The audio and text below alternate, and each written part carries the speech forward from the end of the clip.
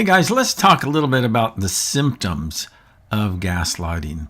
So, how do you know it's happening to you? How do you know if you're being gaslit? Well, there are some telltale signs that will help tip you off to that. It will help tip you off that that is what's going on in this particular circumstance. And we want to talk about those in our broadcast today. So let's go ahead and we'll take a look at those.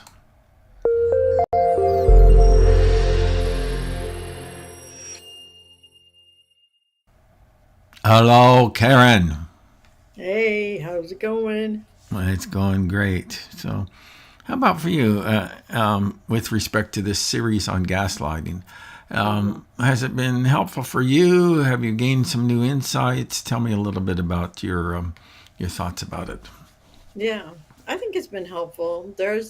I think it's a kind of a confusing topic to figure out and also Mm-hmm. like distinguish between other things. Mm-hmm. Um, but yeah, I think it's been helpful. Good, good, yeah. That I think that at least for me, I've gained more clarity about this topic as we've gone through it, and that and I think that it's an important one because I think far too often, particularly when it comes to relationships that involve a betrayal of trust, Yeah, is that the like one of the most popular tools is gaslighting in that experience. So, how do you know? I guess is the big question that we're talking about. How do you know that you're being gaslit? If you had to just give a couple ideas off the top of your head, what do you think? yeah. So I think when things just don't add up Mm-hmm. with what they're saying versus what you think, remember, what you Yeah. feel, all those kind of things. Mm-hmm. Yeah. Yeah. That's a good one. Well, let's go ahead and we'll look at our video here and see what Dr. Henry Cloud has to say about it. And so he's a Christian psychologist who has a lot of good insights on a whole variety of topics. And of course, he and his partner, Dr. John Townsend, wrote a book called Boundaries, which was a runaway bestseller, and that kind of put them on the map, in Christian circles. And I have listened to him for many, many, many years, and and he's really helped kind of guide some of my thinking on all of these topics. So let's go ahead and we'll see what he has to say about the symptoms of gaslighting. Gaslighting is a war to tear down your capacity to know your own reality.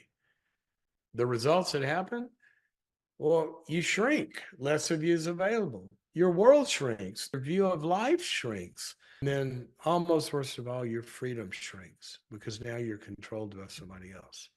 Just read a list of symptoms here that I put together for you. You get confused and second guess yourself when you're with this person. You no longer feel like yourself. You feel like everything you do is wrong, can't quite know what it is, but there's something not right here. It doesn't feel right. You start to feel more isolated, difficulty making decisions. You question yourself like, am I being too sensitive? Am I getting more and more withdrawn or even unsociable and emotionally or physically isolated? Constantly apologizing. Oh, I'm sorry, I didn't mean to, because you feel like, oh, who am I to say that? Or maybe that was wrong.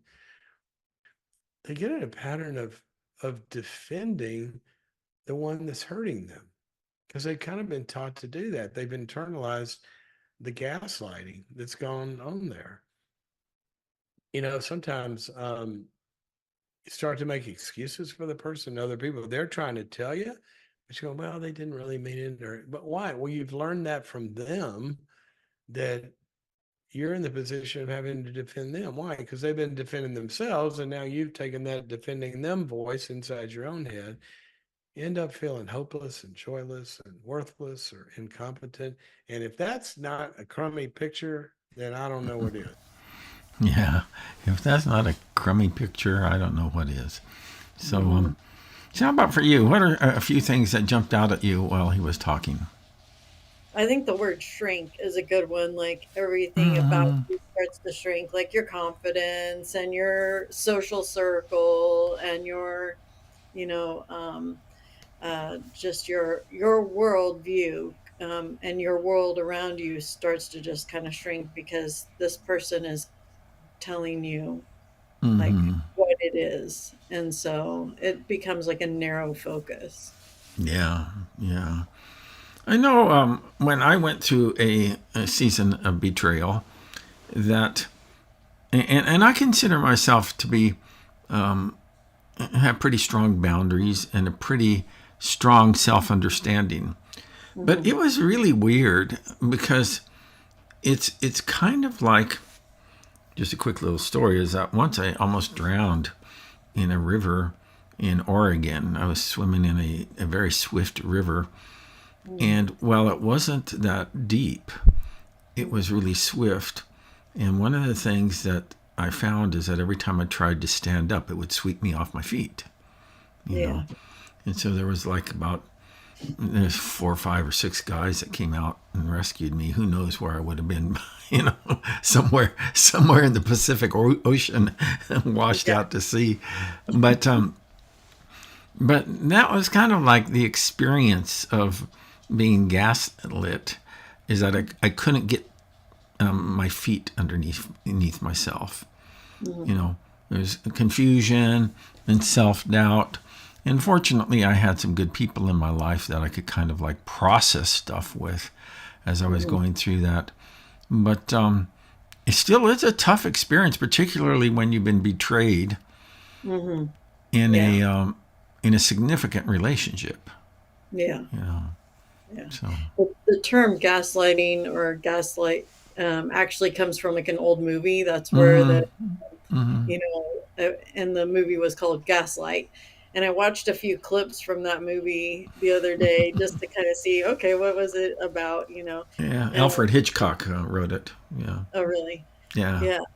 Um, so it's a lady, and she's her, her husband or whatever has done a crime, and she's finding things or figuring things out, and he's telling her like that doesn't exist. Like she's holding a letter in her hands, and she goes, "I found this letter," and he's like, "There's nothing there.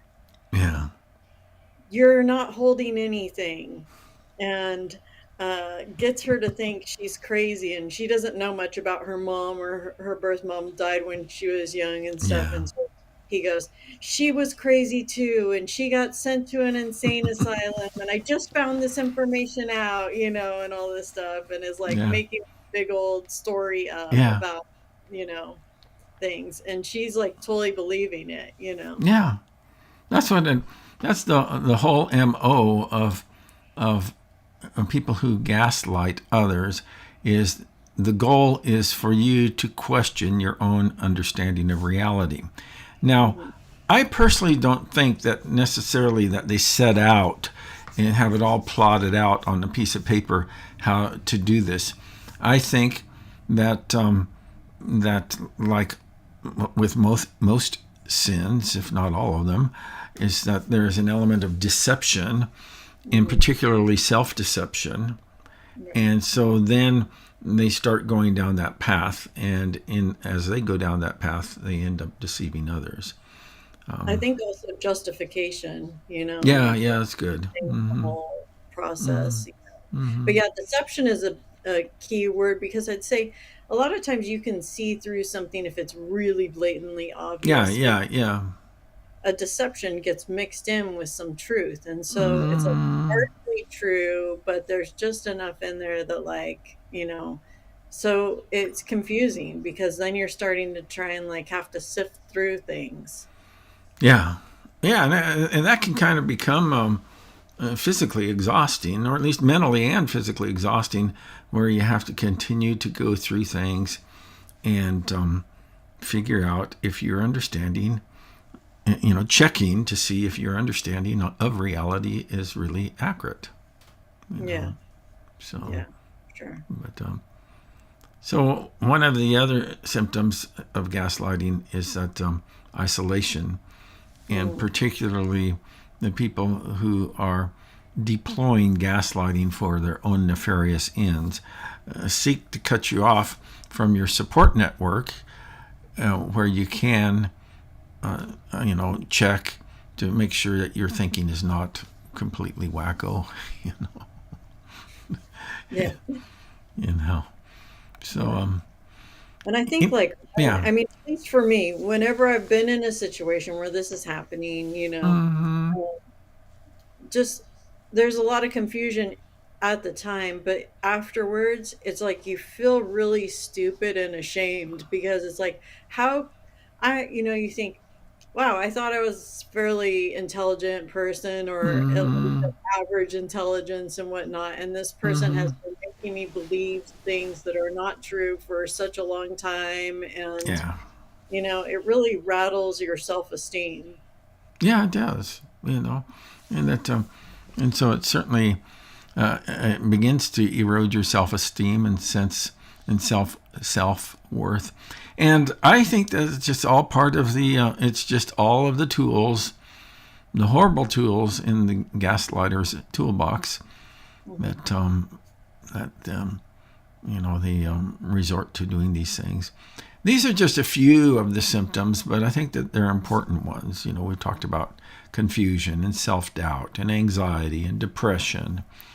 I know that when I was going through my season of being gaslit is a very sad time, particularly when the people that betrayed me were people that I really had confidence in, and I had opened up to them, and I was vulnerable with them, and so on and so forth. Yeah. But all of that stuff was exploited, you know. Mhm. Yeah. So, Yeah.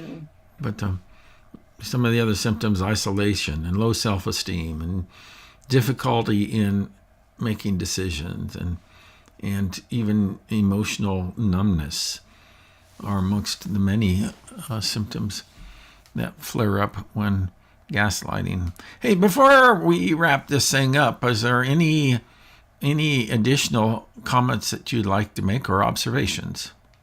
Yeah, I think when this happens, I mean, at least in my experience, it's like then you start to have a hard time trusting other relationships. It's like Yeah. this person, you believe them, they're probably somebody that you're close to and you really liked and or loved or whatever, Mm-hmm. and because they did it to you, then you're like, oh my gosh, like Yeah. Yeah. Yeah. Yeah. Really. who else is maybe doing this in my life, or can I trust Mm-hmm. anybody, but yeah, it's that for me was has been a hard thing, is trying to build up trust with people and see, like, are they Mm. being somebody of good character. Yeah. Yeah. That's good. Well, thanks for that observation. Stick around. I'm going to wrap this one up, and then we will have a chance to visit in just a minute. Friends, what we want to do is that we want to help you in whatever way that we can to really grow in your understanding of these types of issues, and particularly grow in your emotional and relational and spiritual maturity. And by learning to detect some of these symptoms of gaslighting, that I believe that you're going to be better equipped for having healthy relationships going forward. This is all part of our Beyond Betrayal program, which is part of our New Destiny coaching ministry. And that Beyond Betrayal is to help you to discover how life can be good again after being hurt by people that you've trusted. And so I hope you'll check us out. Make sure to jump on over into our Facebook group at beyondbetrayal.org. That's where you'll find all of these resources, and where we always post each item that we are, all the content that we're developing. And so that's going to be it for this